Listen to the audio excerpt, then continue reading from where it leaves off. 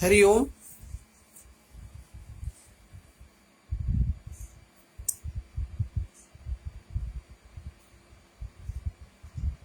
हरि ओम।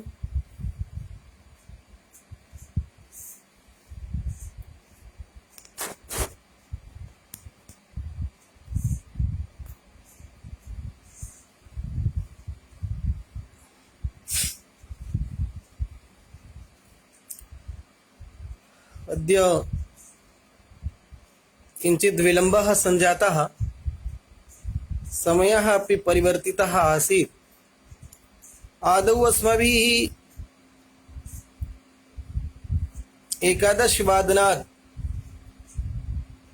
कक्षायाः आरम्भः क्रियते स्म।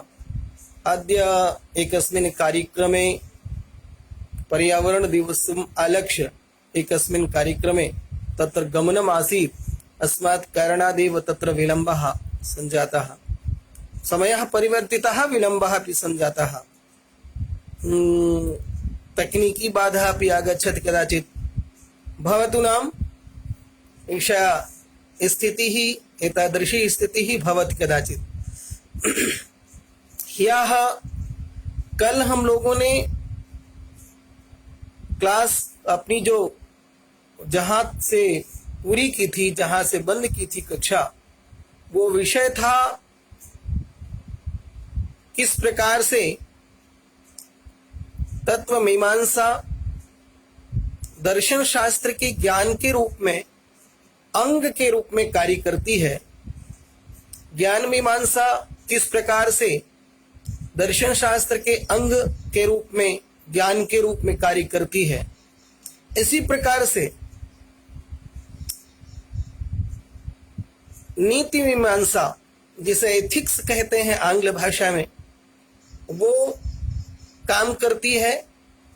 दर्शन का इसके से क्या संबंध है, किस प्रकार से अंग बन करके, दर्शन का अंग बन के कार्य करती है। इसी प्रकार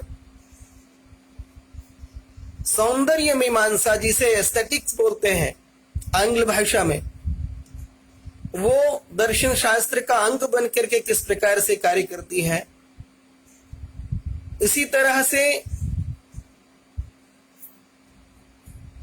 ईश्वर मीमांसा, जिसे थियोलॉजी कहते हैं, किस प्रकार से ये दर्शन का के साथ जुड़ करके दर्शन के पाठ्यक्रम को, दर्शन के विषय वस्तु का विस्तार करती है, उसके विशाल स्वरूप देती है। और भी समाज दर्शन है, राजनीति दर्शन है, अर्थ दर्शन है, धर्म दर्शन है। इसी प्रकार मूल्य मीमांसा भी है, जिसे ऑक्सियोलॉजी कहते हैं। ये इस प्रकार दर्शन शास्त्र के कई शाखाएं हैं, जिन्हें प्रायः दार्शनिक, दर्शन के विशेषज्ञ, दर्शन शास्त्रज्ञ जितने हैं, वो शाखा के रूप में ही मान करके इसका अध्ययन अध्यापन करते हैं। आज हम लोग क्रमशः इन्हीं सभी विषयों पर, इन्हीं शाखाओं प्रशाखाओं पर बात करेंगे। इन्हीं अंगों पर, इन्हीं अवयवों पर, दर्शन के अवयवों पर बात करेंगे।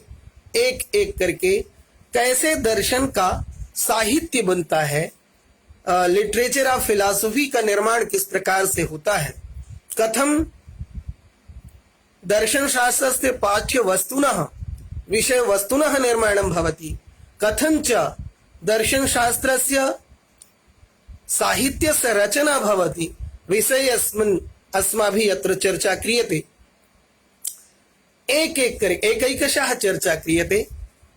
यथा वयं जानीमः, दर्शन शास्त्रं नाम बौद्धिकी व्याख्या, दर्शन शास्त्रं नाम तत्व साक्षात्कारः, दर्शन शास्त्रं नाम सत्य तत्वस्य साक्षात्कारः, दर्शन तत्व शास्त्रस्य नाम, दर्शन शास्त्र का अर्थ है, आशय है, तात्पर्य है, युक्त युक्त विवेचन, अनुभूति नाम युक्ति युक्ति विवेचनम, अनुभूति नाम बौद्धिकी व्याख्या एवं प्रकारेण वयम दर्शन शास्त्र विषय इदानीं यावत् पठितम अवबोधितम अद्य ततः अग्रे वयं चर्चां कुर्मः एकैकशः शाखायां विषये प्रशाखायां विषये।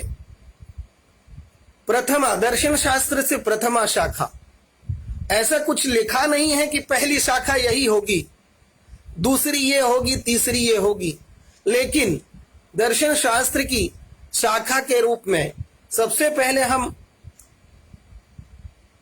तत्व मीमांसा को लेते हैं। ये नाम कैसे दिया गया तत्व मीमांसा, यहां भी हम पाश्चात्य दृष्टिकोण से और भारतीय दर्शन शास्त्र के दृष्टिकोण से समझने का प्रयास करते हैं। दर्शन शास्त्र की जो तत्व मीमांसीय शाखा है, जिसमें तत्वों के बारे तत्वानाम विषय विवेचनम क्रियते, तत्वों के बारे में विवेचना की जाती है। तत्व क्या होते हैं, तत्व का स्वरूप क्या है, इस सृष्टि का मूल तत्व क्या है, मूल तत्व का स्वरूप क्या है, कोई मूल तत्व है भी या नहीं है, अगर है तो वो कैसा है, ईश्वर के रूप में है या ईश्वर से भिन्न कुछ है जिसने सृष्टि की रचना की है, जगत की रचना की है, मनुष्य की रचना की।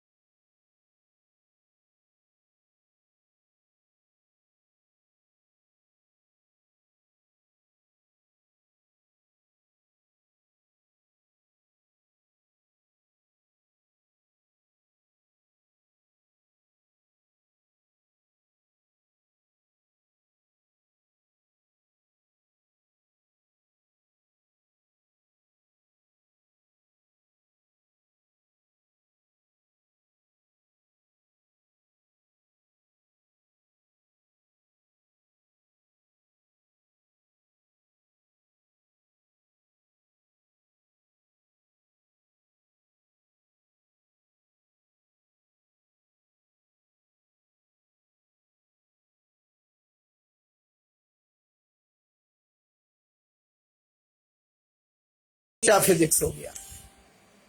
फिजिक्स के बाद, फिजिक्स यानी भौतिक विज्ञान, भौतिक विज्ञानम, फिजिक्स के बाद जिस शास्त्र की चर्चा, जिस शास्त्र का चिंतन किया गया, वो मेटाफिजिक्स हुआ।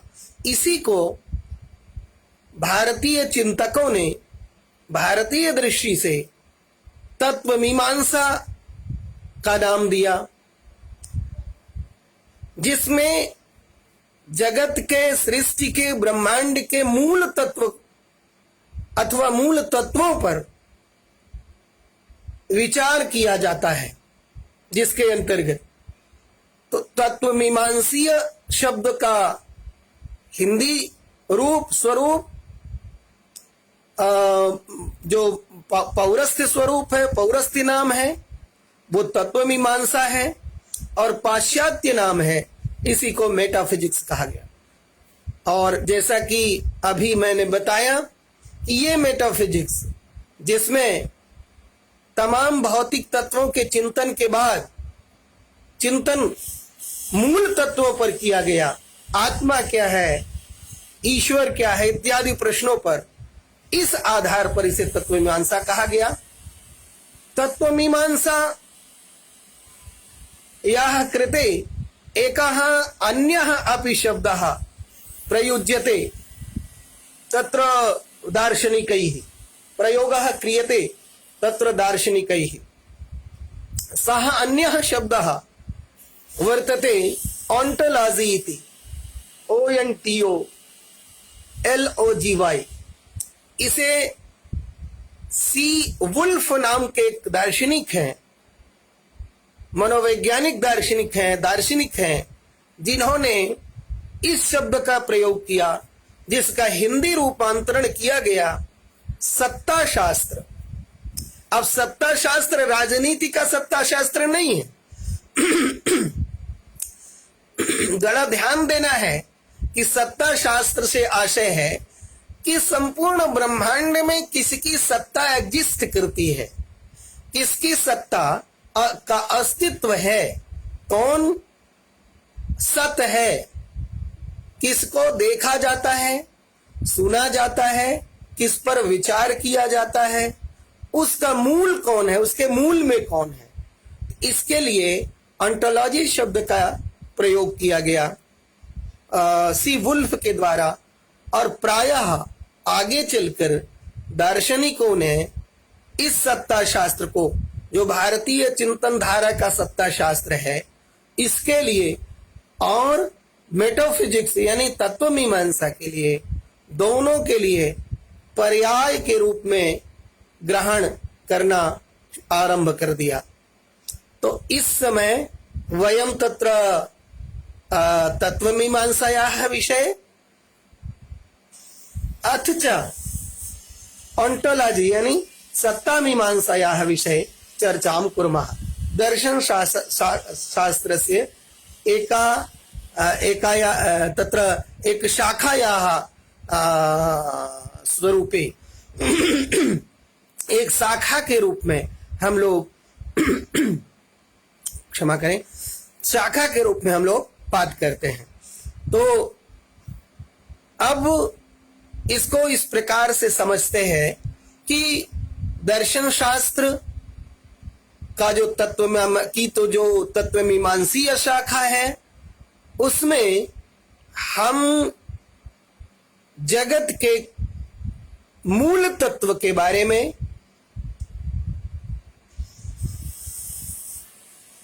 आत्म तत्व के बारे में, परम तत्व के बारे में बौद्धिक व्याख्या करते हैं। और भारत, ये तो बौद्धिक व्याख्या तो पाश्चात्य दृष्टि से हुआ, भारतीय दृष्टि में इससे भी आगे चल करके उसके साक्षात्कार का प्रयास करते हैं। भारतीय चिंतन में व्याख्या बुद्धि का सामर्थ्य नहीं है कि वो परम तत्व तक पहुंच जाए,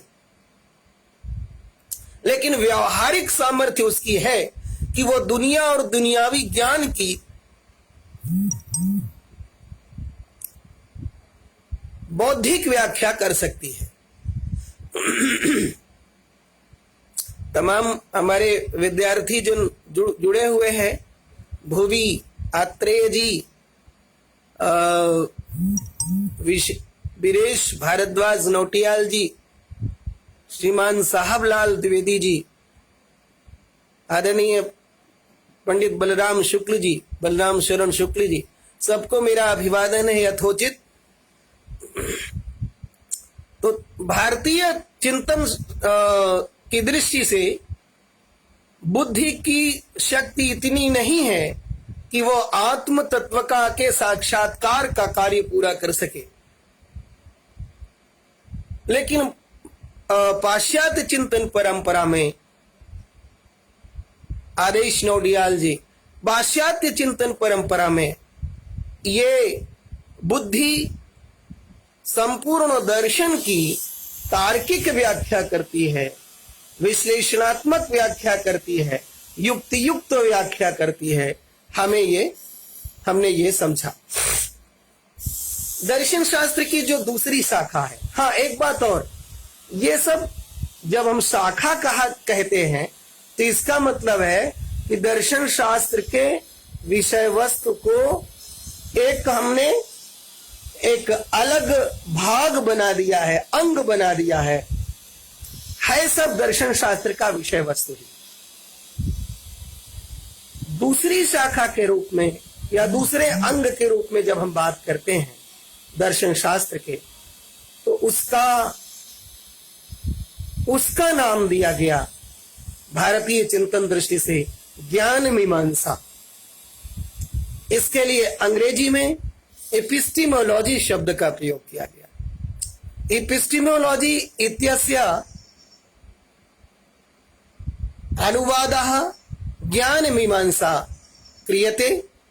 ज्ञान मीमांसायाः कृते एकः अन्यः अपि शब्दः अस्माभिः प्रयोगः क्रियते। सः शब्दः अस्ति प्रमाण मीमांसा इति। अधुना पश्यामः ज्ञान मीमांसायां केषां प्रश्नानाम् उत्तरं प्राप्नोति दर्शन शास्त्रस्य छात्रः। ज्ञान मीमांसा के अंतर्गत किन किन प्रश्नों का उत्तर प्राप्त करता है दर्शन का छात्र?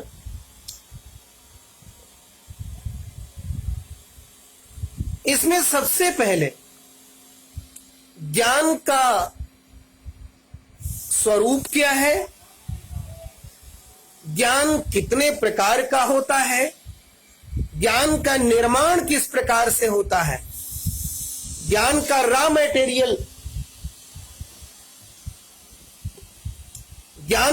मटेरियल कहां से आता है, कच्चा माल जिसे कहते हैं, ज्ञानस्य विषय सामग्री जिसको कहते हैं, विषय सामग्र्या कुतः प्राप्नुवन्ति, ज्ञान की वैधता क्या है, ज्ञानस्य तत्र प्रामाण्यम किम, का प्रामाणिकता वैलिडिटी क्या है, ज्ञान वैध है अथवा अवैध है। वैध और अवैध यहां पर विधि शास्त्र की दृष्टि से नहीं है, बल्कि वैधता और अवैधता शब्द का प्रयोग उसके वास्तविकता या अवास्तविकता से है, प्रामाणिकता या अप्रामाणिकता।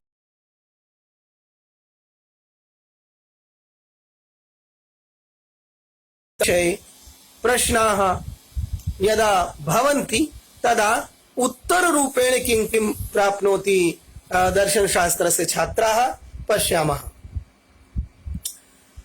वस्तुतः एतदालक्ष्य भारतीय चिंतन दृष्टि अस्ति, भिन्ना अस्ति, पाश्चात्य चिंतन दृष्टि से भिन्ना अस्ति। कथम पश्यामः।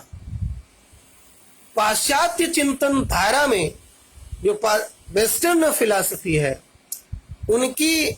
उनमें दो स्पष्ट रूप से विचारधाराएं हैं। एक विचारधारा जो ज्ञान के निर्माण का साधन बुद्धि को स्वीकार करती है, इस विचारधारा को बुद्धिवाद कहते हैं।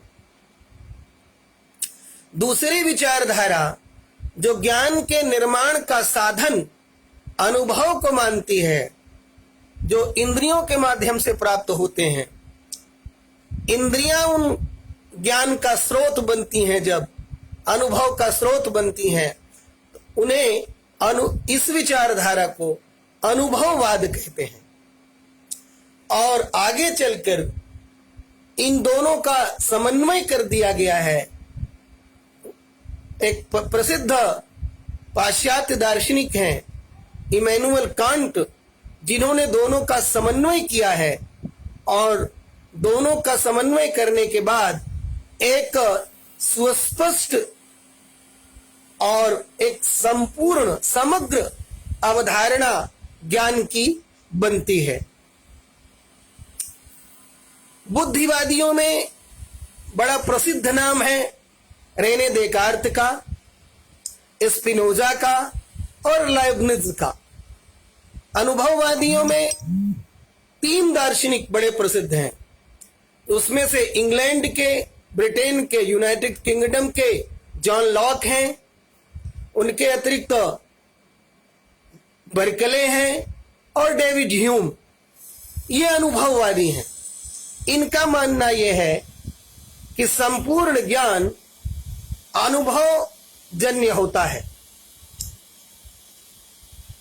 और इन दोनों का समन्वय, हम सभी जानते हैं कि ना तो केवल इंद्रियां, जो अनुभववादी है वो इंद्रियों को ज्ञान का साधन मानती है, और हम सभी जानते हैं कि पाश्चात्य दर्शन के संपूर्ण इंद्रिय जन्य ज्ञान को हमारे यहां प्रत्यक्ष ज्ञान के अंतर्गत समाहित कर लिया जाता है। और बुद्धिवाद में जो आत्मा को पूरा कागज मानते हैं और बुद्धि को ज्ञान प्राप्ति का साधन मानते हैं, उनको लेकर के वो भी एक पक्षीय चिंतन है। ना तो केवल बुद्धि ज्ञान का साधन बन सकती है और ना ही केवल अनुभव या इंद्रियां ज्ञान प्राप्ति का साधन बन सकती है। दोनों के समन्वय की आवश्यकता होती है। और इसी जैसे हम लोग बड़ा प्रैक्टिकल देखते हैं कि ज्ञान बनता कैसे है, इंद्रियां विषय वस्तु तक जाती हैं, वहां से ज्ञान की सामग्री का आकार लेकर के मन, और मन के बाद विश्लेषण करती है बुद्धि, विश्लेषण करने के बाद उसका संश्लेषण, विश्लेषण, वर्गीकरण और फिर निष्कर्ष निकालती है। और घट को मैं जानता हूं, इस प्रकार का ज्ञान आत्मा में जाकर के बन जाता है। इसे समन्वित स्वरूप कहा गया इमैनुअल कांट द्वारा, जिसमें बुद्धि की भी भूमिका है और इंद्रियों की भी भूमिका है, अनुभव की भी भूमिका है। इस दृष्टि से बुद्धिवाद और अनुभववाद को एक व्यवस्थित स्वरूप देने का काम अपनी पुस्तक में क्रिटिक ऑफ प्रैक्टिकल रीजन में, क्रिटिक ऑफ प्योर रीजन में इमैनुअल कांट द्वारा दिया जाता है। अब देखें, ये ज्ञान मीमांसा की, पाश्चात्य ज्ञान मीमांसा के अंतर्गत किए जाने वाले प्रश्न, यानी ज्ञान का निर्माण कैसे होता है, इसका पाश्चात्य विवेचन है। भारतीय विवेचन कैसा है? भारतीय विवेचन के अंतर्गत संपूर्ण प्रमाण मीमांसा ये बताती है कि ज्ञान कैसे बनता है। इसके लिए प्रत्यक्ष प्रमाण, अनुमान प्रमाण, उपमान प्रमाण, शब्द प्रमाण, अर्थापत्ति और भी विभिन्न दार्शनिकों के द्वारा कुल 6 प्रकार के प्रमाण, लेकिन सबके अलग अलग विचार है। कोई एक प्रमाण मानता है भारतीय चिंतन में, बाकी 5 को स्वीकार नहीं करता, कोई 2 मानता है, बाकी 4 को नहीं मानता, कोई 3 मानता है, कोई 4 मानता है, कोई 5 मानता है। तो इस प्रकार से, जैसे चार्वाक दर्शन कहता है कि भैया प्रमाण के नाम पर तो केवल एक ही प्रमाण है, प्रत्यक्ष प्रमाण। चार्वाक फिलॉसफी एक ऐसी, चार्वाक दर्शनम तथा विधम दर्शनम वर्तते यत् केवलम प्रत्यक्षमेव प्रमाण रूपेण स्वीकरोति, तन्मतानुसारम प्रत्यक्ष प्रमाणम विहाय किमपि अन्यम प्रमाणम नहीं भवति, केवल प्रत्यक्षमेव प्रमाणम भवति। प्रत्यक्ष ही प्रमाण होता है, उसके अलावा कोई दूसरा प्रमाण नहीं होता। उनका कहना है कि ऋणम कृत्वा घृतम पिबेत् भस्मीभूतस्य देहस्य पुनरागमनम कुतः, यावत् जीवेत सुखम जीवेत, वो सुखवादी दर्शन है। वो प्रत्यक्ष, केवल प्रत्यक्ष को प्रमाण मानता है। विशेष रूप से जब हम चार्वाक दर्शन पर चर्चा करेंगे, चार्वाक एक ऐसा दर्शन है जो भारतीय नास्तिक दर्शनों में सबसे श्रेष्ठ नास्तिक शिरोमणि के नाम से जाना जाता है। परीक्षा की दृष्टि से ये बड़े महत्वपूर्ण प्रश्न होते हैं। प्रमाणों की संख्या जब हम दर्शन शास्त्र को अलग अलग पढ़ेंगे तब हम उस पर चर्चा करेंगे, लेकिन कौन कितने प्रमाण को मानता है अभी संकेत मात्र है कि नास्तिक शिरोमणि के रूप में प्रसिद्ध चार्वाक दर्शन केवल और केवल प्रत्यक्ष प्रमाण को स्वीकार करता है। उसकी दृष्टि में इसके अलावा और कोई भी प्रमाण नहीं है।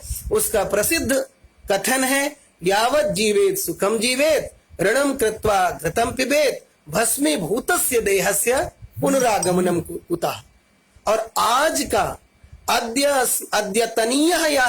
अद्यतनीयम यदस्माकं जीवनम मानव जीवनम वर्तते तत् चार्वाक दर्शनम आलक्ष्य एव अग्रेसरति।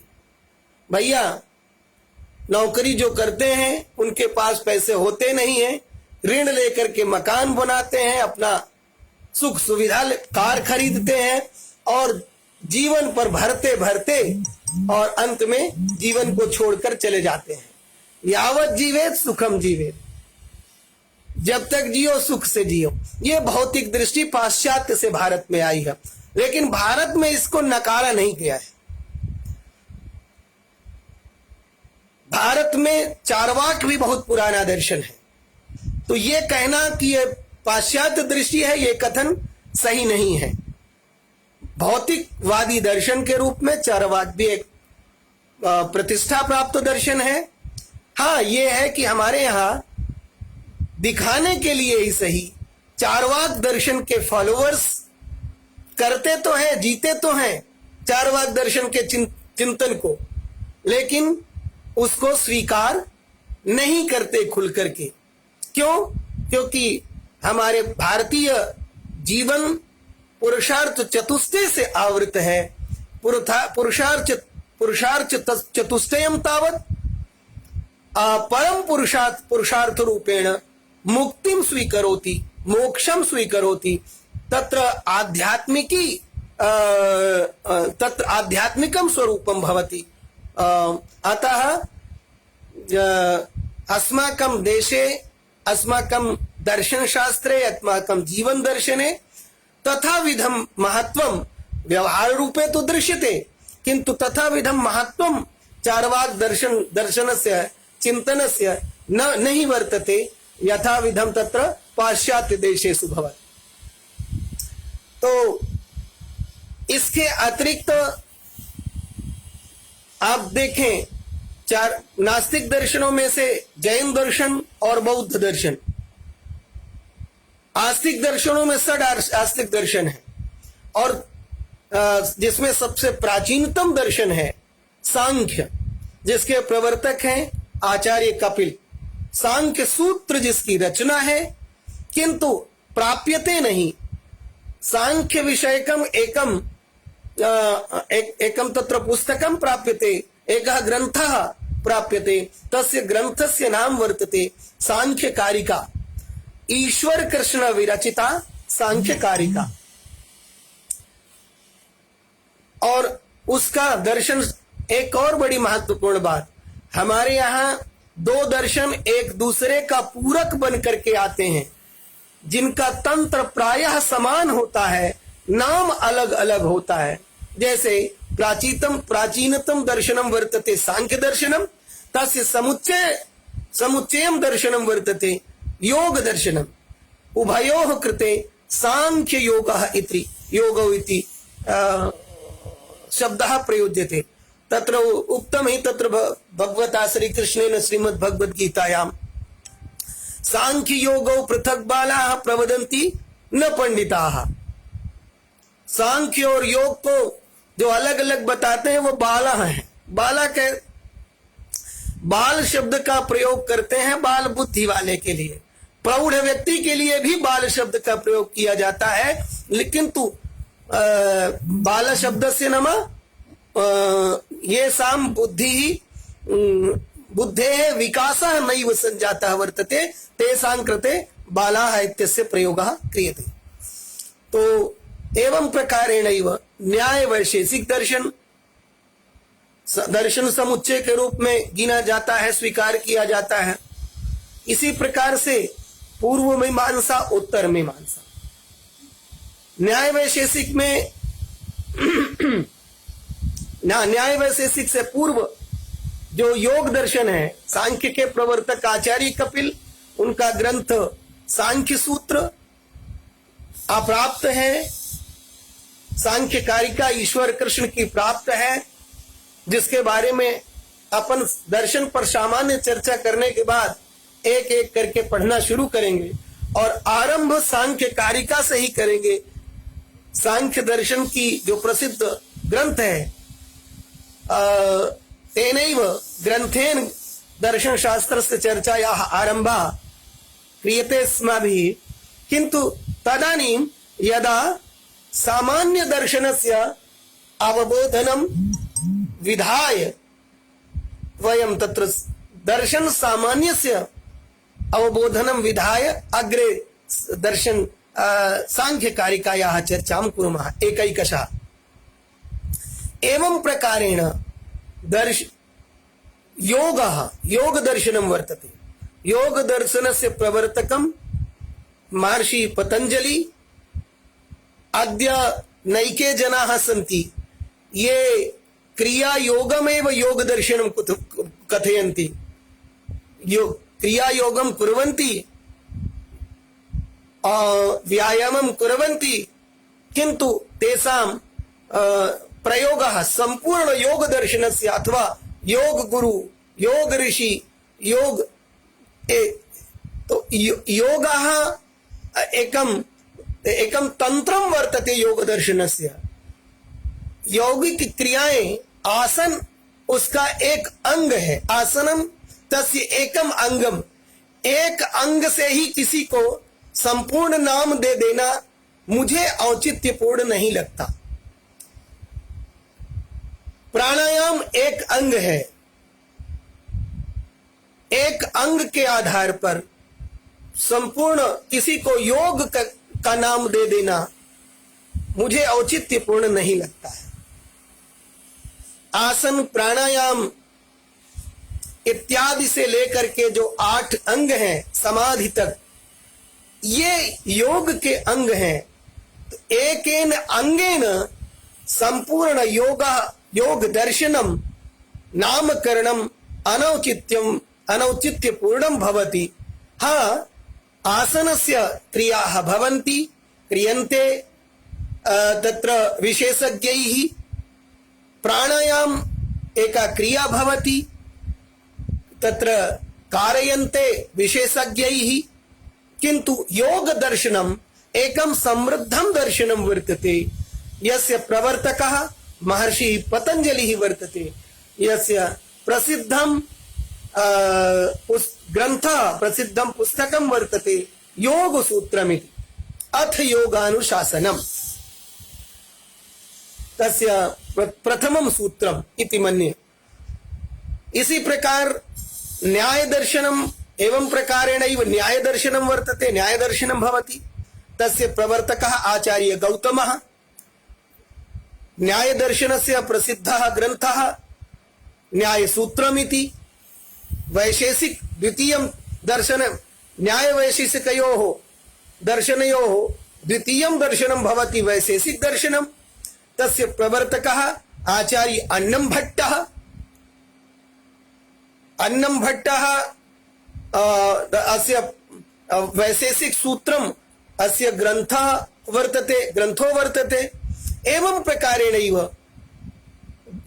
अन्येन तत्र अन्ये यः अन्यः दर्शन समुच्चयः अस्ति पूर्वमीमांसा उत्तरमीमांसा इति। तर्हि पूर्वमीमांसायाः प्रवर्तकः आचार्य जैमिनी भवति। तस्य पुस्तकं, तस्य ग्रन्थः भवति मीमांसा सूत्रमिति। एवमेव उत्तरमीमांसा, अत्र वेदांत विद्यायाः कृते उत्तरमीमांसा शब्दस्य प्रयोग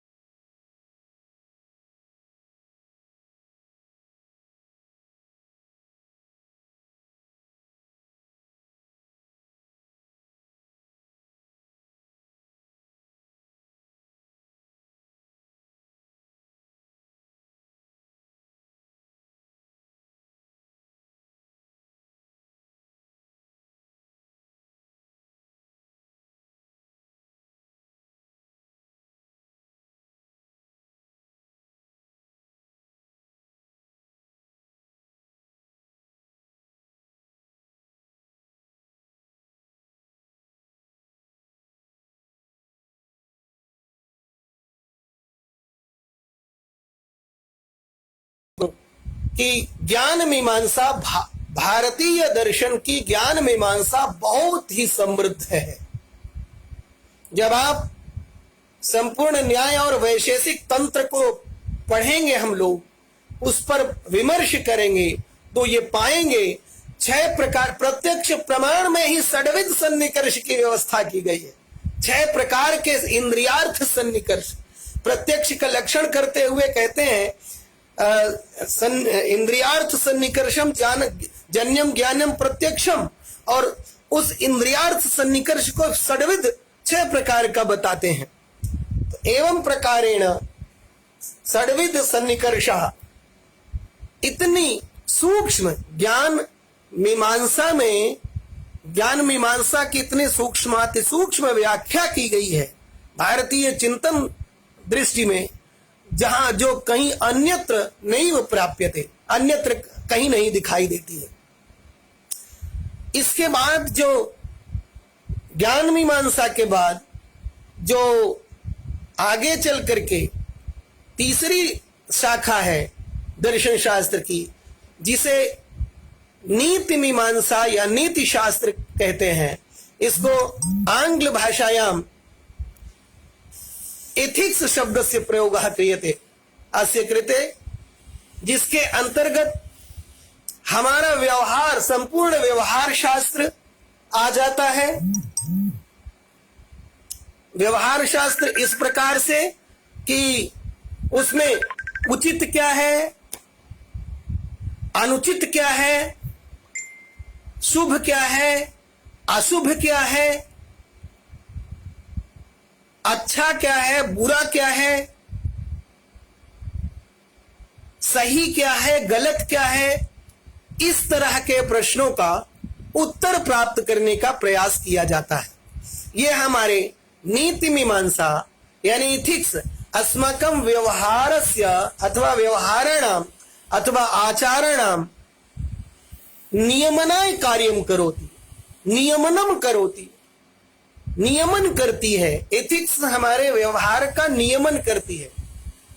अयम व्यवहारः इदम कार्यम शुभम, अयम व्यवहारः सुष्ठुः, अयम व्यवहारः उचितः, अयं च अनुचितः, इदम कार्यम शुभम, इदं च अशुभम, एवं इदम तत्र उचितम, इदं च अनुचितम।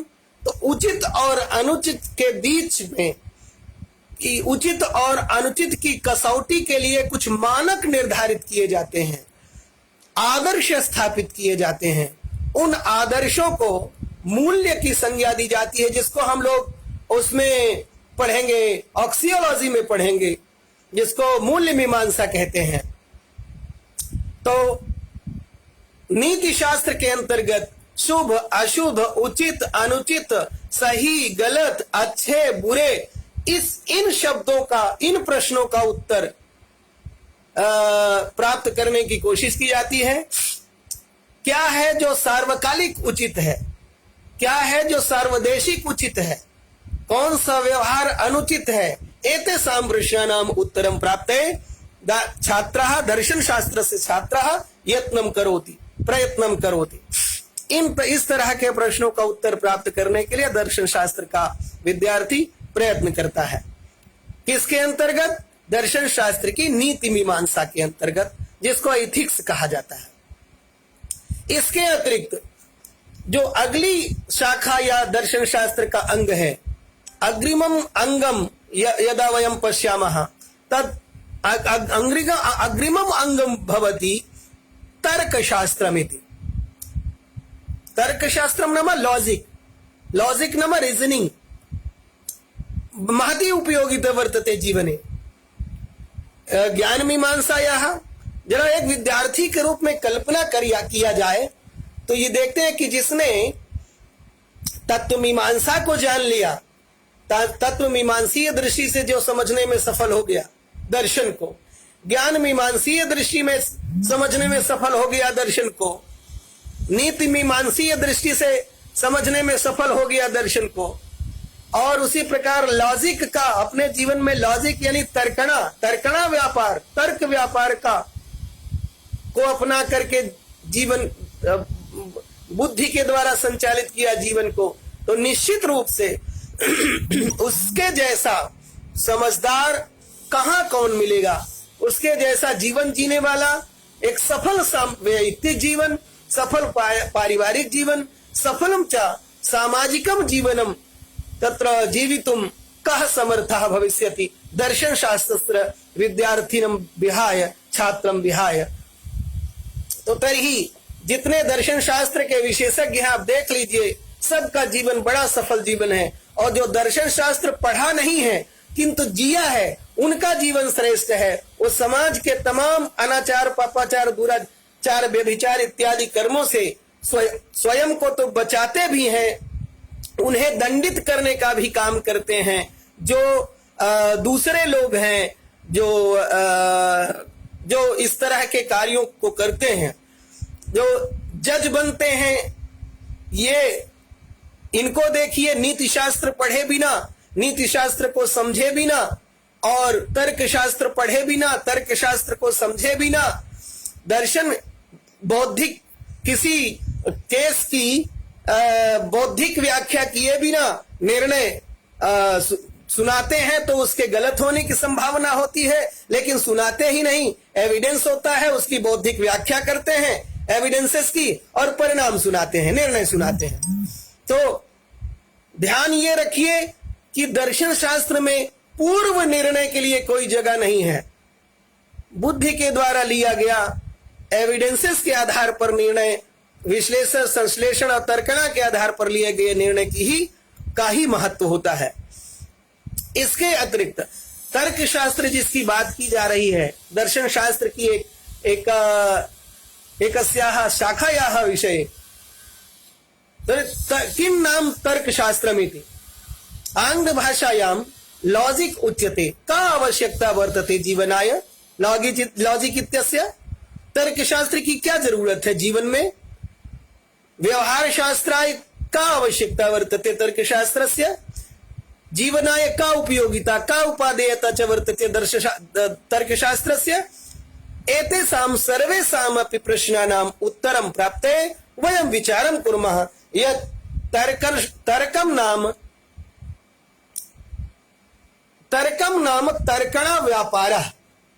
तर्कणा व्यापारः नाम, जैसे हम कथन करते हैं, सामान्य कथन करते हैं, उसके बाद एक मध्यम कथन करते हैं, उसके बाद निष्कर्ष निकालते हैं।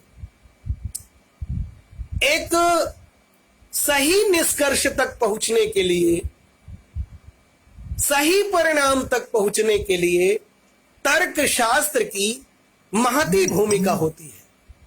तर्क शास्त्रस्य महती भूमिका भवति, महती भूमिका होती है, महत्वपूर्ण भूमिका होती है सही निष्कर्ष निकालने की। आप सबने देखा होगा कि रीजनिंग में ऐसे भी प्रश्न आते हैं कि सभी कुत्ते बिल्ली हैं, सभी कुत्ते बिल्ली हैं, कुछ बिल्ली कुत्ते हैं, अतः कुछ कुत्ते बिल्ली हैं। इसी प्रकार सभी मनुष्य मरणशील हैं, राम एक मनुष्य है इसलिए राम मरणशील है, ऐसा निष्कर्ष निकलता है। अब इस पहला वाक्य है आधार वाक्य, सभी मनुष्य मरणशील हैं। दूसरा वाक्य है मध्यम वाक्य, राम एक मनुष्य है। और तीसरा वाक्य है निष्कर्ष वाक्य, अतः राम मरणशील है। ये एक तर्क वाक्य होता है, यानी इस प्रकार से तर्क रीति होती है जिससे सही निष्कर्ष तक पहुंचा जाता है। अब सामान्य दृष्टि से देखें तो सभी कुत्ते बिल्ली हो ही नहीं सकते। सभी कुत्ते बिल्ली हैं, कुछ बिल्ली कुत्ते हैं, अतः कुछ कुत्ते बिल्ली हैं। यह एक दार्शनिक कथन है और सत्य कथन है।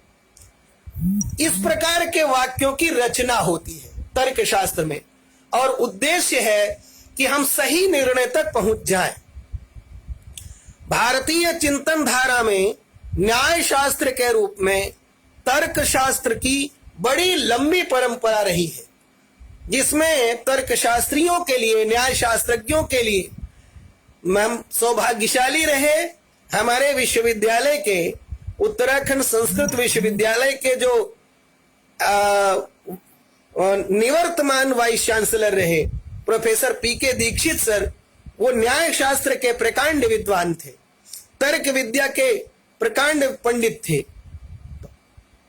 हमारे यहाँ ये परंपरा रही, बहुत जिन्होंने तर्क विद्या पढ़ी उनके लिए तर्क तीर्थ की संज्ञा दी जाती थी, क्योंकि उनके बराबर का पंडित तर्क करने में कोई कोई पंडित नहीं होता था। कोई पंडित का आशय एक्सपर्ट से है, ध्यान रखिएगा मेरी बात से, विशेषज्ञ से है पंडित का आशय। उस प्रकार का कोई पंडित नहीं, तो उनके लिए शब्द प्रयोग किया जाता था तर्क तीर्थ है। ये एक समृद्ध न्याय और वैशेषिक शास्त्र का परिणाम है। तर्क शास्त्र का परिणाम रहा है कि हमारे यहाँ भारतीय चिंतन परंपरा में बड़े बड़े नैयायिक, बड़े बड़े तर्क तीर्थ आज भी वाराणसी में या राष्ट्रीय संस्कृत संस्थान में या लाल बहादुर शास्त्री राष्ट्रीय संस्कृत विद्यापीठ तिरुपति जैसे संस्थानों में कई नैयायिक बन करके तैयार हो रहे हैं। ये एक रिचेस्ट ट्रेडिशन है, इंडियन ट्रेडिशन है। एवं प्रकारेण यदा वयम तत्र पूर्व मीमांसा एवं प्रकारेण यदा वयम तर्क शास्त्र दर्शन शास्त्रस्य एकस्याः शाखायाः नाम तर्क शास्त्रस्य विषये चर्चां कुर्मः तदा प्राप्नुमः यदस्माकं भारतीय परंपरा अन्यतमा वर्तते, अद्वितीय वर्तते। इसके अलावा जो और शाखाएं हैं दर्शन शास्त्र की, उसमें सौंदर्य शास्त्र की बड़ी भूमिका है, बड़ा महत्वपूर्ण। सौंदर्य शास्त्र के अंतर्गत किम नाम सौंदर्यमिति, क्या सुंदर वस्तु ही सौंदर्य होता है या सौंदर्य सुंदर वस्तु से भिन्न कोई पृथक सत्ता रखती है? सौंदर्य तत्व सुंदर व्यक्ति या वस्तु या स्थान से अलग अपना अस्तित्व रखती है। सौंदर्य शास्त्र के अंतर्गत इस प्रकार के प्रश्नों के उत्तर प्राप्त किए जाते हैं। सौंदर्य होता है तो कैसा होता है, अनुभव कैसा होता है सौंदर्य का, सौंदर्य सुंदर वस्तु से अलग है या सुंदर वस्तु का ही एक स्वरूप है।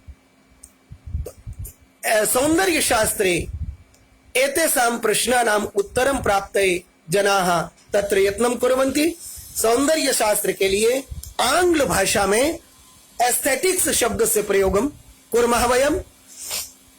एवं प्रकारेण एका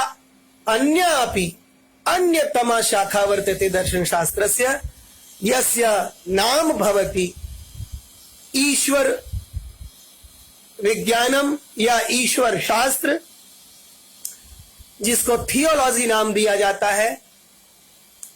यहां पर हम धर्म और दर्शन के संबंध को बहुत ही अटूट रूप में देखते हैं। ये जो ईश्वर नाम का तत्व है, जिसकी व्याख्या थियोलॉजी के अंतर्गत की जाती है, एक धार्मिक व्यक्ति के लिए वो भगवान है जिसकी विवेचना वो धार्मिक दृष्टि से करता है। दार्शनिक के लिए वो एक तत्व है जिसकी जो इस सृष्टि का कारक है। उसका नाम कुछ भी हो सकता है, किंतु ईश्वर नाम दिया गया है भारतीय चिंतन परंपरा में, तो उसके अस्तित्व के प्रमाण क्या है, वो होता भी है कि नहीं, एग्जिस्ट करता है भी कि है, करता भी है या नहीं ईश्वर। तो ईश्वर अगर एग्जिस्ट करते हैं तो उनका स्वरूप क्या है, वो कुछ कल्याण कर सकते हैं कि नहीं, कल्याण करने की सामर्थ्य रखते हैं कि नहीं, तो हमारे यहाँ उसका स्वरूप क्या है, सगुण है या निर्गुण है, इन सब की विवेचना थियोलॉजी के अंतर्गत की जाती है। तो यहाँ पर धर्म शास्त्र और दर्शन शास्त्र दोनों एक दूसरे से गुंथे हुए जान पड़ते हैं। धर्म के बिना दर्शन चल ही नहीं सकता। हाँ, धर्म जहां, क्योंकि धर्म का लक्षण ही है धर्म से तत्वम निहितम गुहायाम, धर्म का तत्व तो आस्था में, हमारी गुफा, हृदय रूपी गुफा में निवास करता है। भगवान श्री कृष्ण भी कहते हैं ईश्वरा सर्वभूतानाम हृदयेषु अर्जुन तिष्ठति। तो दर्शन इस बात के लिए कहता है कि जहां कहीं भी है उसके अस्तित्व के प्रमाण होने चाहिए। दार्शनिक उसको, उसकी बौद्धिक व्याख्या करता है, उसकी अनुभूति करना चाहता है, उसको अनुभव से जानना चाहता है। ये एक तरीका है, ये एक अंतर है धर्म और दर्शन में ईश्वर तक पहुंचने का। तो एवं प्रकारेण दर्शन शास्त्रस्य याः शाखाः सन्ति तासां शाखाणां विषये अस्माभिः तत्र चर्चा कृता। इदानीं ततो अग्रे चर्चां कुर्मः। श्वः 11 वादने एव, अद्य किंचित विलंबः जाता, एतदर्थम् अहं क्षमा कामये। विलंबेन, तकनीकी कारणेन विलंबः भवति, विलंबेन शिक्षकः आगच्छति, अतः क्षमायाः आवश्यकता भवत्येव, क्षमा याचनायाः आवश्यकता भवत्येव। अस्माकं ये जिज्ञासवः आदरणीय अपर्णा मिश्र जी भी जुड़ी हैं, मैं आपको आदर सहित अभिवादन करता हूं। अभिषेक त्रिपाठी जी, कौशल किशोर मिश्र जी, हमारे देवेंद्र यादव जी, बहुत आदरणीय जन जुड़े हैं। हम सब, मैं आप सब की को नमस्ते करता हूं, आप सबको अभिवादन करता हूं। और आज का समय ये पूरा हुआ। कल से हमारी नियमित कक्षा, कल से नहीं, क्षमा करें, कल रविवार है, रविवार अवकाश रहेगा। शेष दिनों में 11 बजे ही कक्षाएं होंगी। अगर अपवाद इस प्रकार का नहीं आ गया कोई कार्य, तो अपवाद स्वरूप समय बदला जाएगा। बाकी कक्षाएं केवल और केवल 11 बजे से होंगी। मैं सबको साधुवाद देता हुआ और अपने में परिष्कार, अध्यापन शैली में और ज्ञान की दृष्टि से परिष्कार के लिए आपसे सुझाव भी मांगता हूं। एतदर्थम अहम तत्र याचनां करोमि, प्रार्थनां करोमि, भवन्तः तत्र परिष्काराय सूचनां दास्यन्ति लिखित्वा मैसेज माध्यमेन। अतः अद्य अवधिः पूर्णा। पुनः परश्वः मेलनं भविष्यत् सोमवासरे 11 वादने। भवत् तावत् शुभं मंगलम्। नमस्ते।